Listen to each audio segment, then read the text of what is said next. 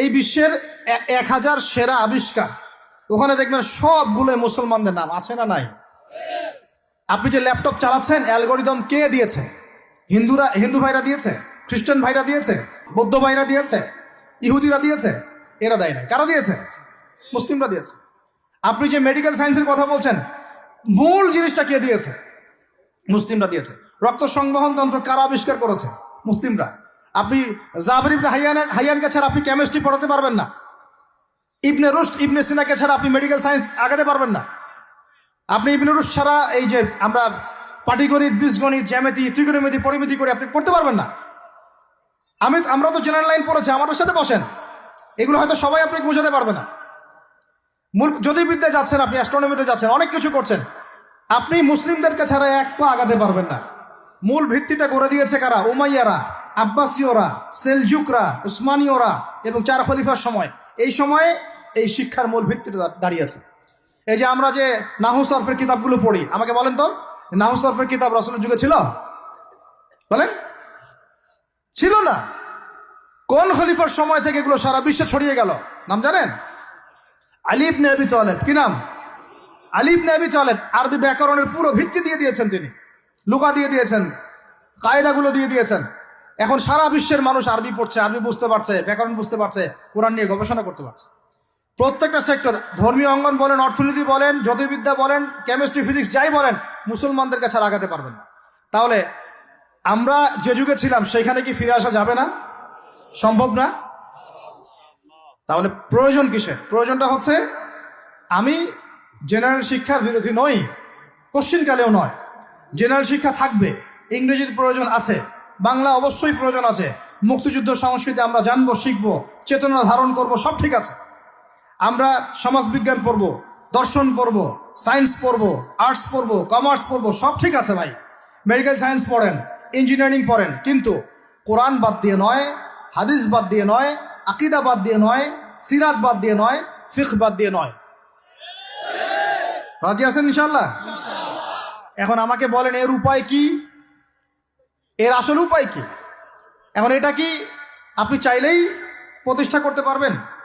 আমার ক্ষুদ্র জ্ঞানে আমার কাছে 3টা উপায় মনে হয়। কয়টা উপায় ভাই? এক নম্বরটাই সবচেয়ে সেরা উপায় এবং সবচেয়ে কঠিন উপায় এবং একই সাথে সবচেয়ে ইফেক্টিভ উপায়। এটা যদি করা যায় তাহলে আর 2-3-এর প্রয়োজন হবে না।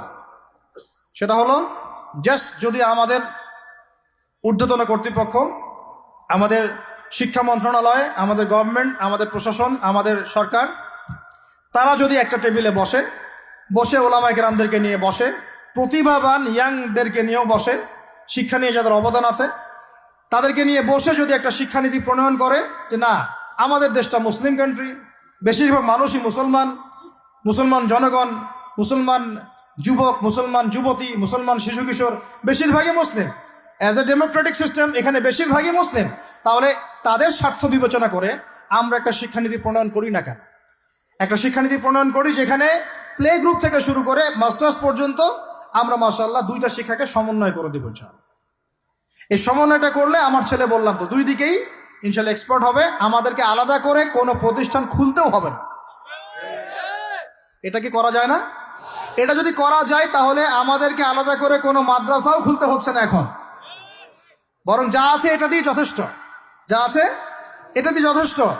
আর সুন্দর নীতি থাকবে, সিলেবাস করে দেওয়া হবে, দেখবেন সবাই একই ভাষায় কথা বলছে, একই শিক্ষায় শিক্ষিত হচ্ছে। একটা লেভেল পর্যন্ত অ্যাটলিস্ট মানুষ নৈতিক শিক্ষা পাবে, ইসলামী শিক্ষা পাবে। পরবর্তীতে গিয়ে ফ্যাকাল্টি আলাদা হয়ে যাবে, তারা কেউ ইঞ্জিনিয়ার, কেউ ডক্টর, ইত্যাদি ইত্যাদি হতে পারে।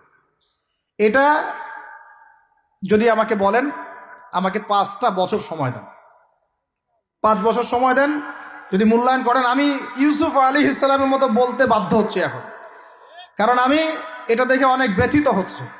কেউ বলুক না বলুক, আমি কোনো দলের পক্ষ থেকে বলছি না, কোনো মতের পক্ষ থেকে না, কোনো রাজনৈতিক ব্যক্তিবর্গের পক্ষ থেকেও নয়।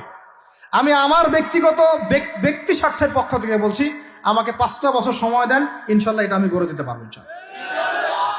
জাস্ট আমাকে একটা সমৃদ্ধ লাইব্রেরি দেন, বসার জায়গা দেন, কাজ করার জায়গা দেন, স্বাধীনতা দেন, ইনশাল্লাহ আমি করে দেই। তারপরে আপনারা চেক করেন, যদি মনে হয় হ্যাঁ দেয়া যায় তাহলে দেন, না হলে আমারটা ছুঁড়ে ফেলে দিন ইনশাল্লাহ। পরে প্রয়োজনে ওটা আমি একা একা আমার একটা ইউনিভার্সিটি বানাই, সেখানে পড়াবো ইনশাল্লাহ। এটা 1 নাম্বার অপশন। 2, যদি এটা না করা হয়, আর এটা না করার সম্ভাবনাও আছে, কারণ আমি বলছি পুরো বিশ্ব আমরা নিয়ন্ত্রণ করি না, আমরা নিয়ন্ত্রিত। আমরা কি নিয়ন্ত্রিত? তারপরে দ্বিতীয় অপশন হচ্ছে যতগুলো শিক্ষা প্রতিষ্ঠান এখন আছে, স্কুল হোক আর মাদ্রাসা হোক, এগুলোতে আপনারা সিলেবাসের মধ্যে একটু সমন্বয় নিয়ে আসার চেষ্টা করেন। সিলেবাস একটা আছে, ঠিক আছে, বুঝলাম, একটু সমন্বয় আনার চেষ্টা করেন। সমন্বয় করে অ্যাটলিস্ট মিক্স করার চেষ্টা করেন। আমার ছেলে কোরআন শিখলে কোনো সমস্যা নাই, সে বিপদগামী হবে না, সে গোমরা হবে না, সে কখনো জঙ্গি সন্ত্রাসী হয়ে যাবে না ইনশাআল্লাহ, বরং সে এই দেশের একজন সম্পদ হবে ইনশাআল্লাহ, ইনশাআল্লাহ তাআলা। তো এত ভয় কিসের? কোরআনকে এত ভয় কেন করেন? নবীর সুন্নতকে এত ভয় করেন কেন? সমস্যাটা হচ্ছে কোরআন হাদিসের সঠিক ব্যাখ্যাটা না প্রচার করার কারণে কোনো কোনো ক্ষেত্রে মানুষ উগ্র হয়ে যাচ্ছে, এটা সত্য। কিন্তু আমরা সেই উগ্রতা ছড়াতে চাই না। আমরা কোনো বিচ্ছিন্ন জনগোষ্ঠী নই, আর আমাদের কোনো গোপন কোনো এজেন্ডাও নাই। আমাদের এজেন্ডা একদম স্পষ্ট পরিষ্কার। আমরা বাইতুল মুকাদ্দাস চাই, আমরা মুসলমানদের মধ্যে নৈতিকতা চাই, সুন্দর শিক্ষানীতি চাই, হালাল অর্থনীতি চাই, এবং হালালভাবে বেঁচে খেয়ে আল্লাহর ইবাদত করতে চাই, এতটুকুই। এর বেশি কিছু আমরা চাই না। এর বেশি কিছু চান না। আল্লাহ পাক আমাদের সবাইকে তৌফিক দান করেন। তো এই 2 নম্বর অপশনটাও এফেক্টিভ যদি আপনারা করতে পারেন। আর 3, 2 নম্বরও যদি কাজ না হয়, তাহলে 3 নম্বর একটা অপশন খোলা থাকে যে নতুন করে কিছু প্রতিষ্ঠান গড়ে তোলেন এবং সেই প্রতিষ্ঠানগুলোতে আপনি আপনার মতো করে সুন্দর সিলেবাস মেনটেন করে আপনার বাচ্চাদেরকে পড়ানোর চেষ্টা করেন, যেখানে বাংলা, ইংরেজি, অঙ্ক এগুলোও থাকবে, জেনারেল শিক্ষাও থাকবে এবং ইসলামিক শিক্ষাও থাকবে। এছাড়া আমার মনে হয় না এই প্রজন্মকে বাঁচানোর চতুর্থ কোনো রাস্তা বাকি আছে। যদি থাকে আপনারা আমাকে জানায়েন।